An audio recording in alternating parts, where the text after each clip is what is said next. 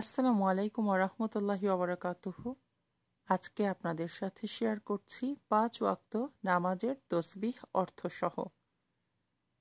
ফজরের তসবিহ হুয়াল হায়ুল কাইয়ুম, অর্থ তিনি চিরঞ্জীব ও চিরস্থায়ী।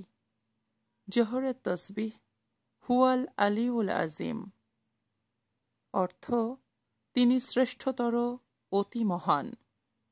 আসরের নামাজের তসবিহ হুয়ার রহমানুর রহিম, তিনি পরম করুণাময় ও অসীম দয়ালু।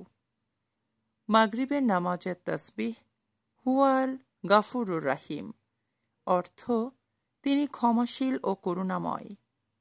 এশার নামাজের তসবিহ হুয়াল লতিফুল খাবির, অর্থ তিনি অতি পবিত্র, সূক্ষ্মদর্শী ও অতিশয় সতর্ক।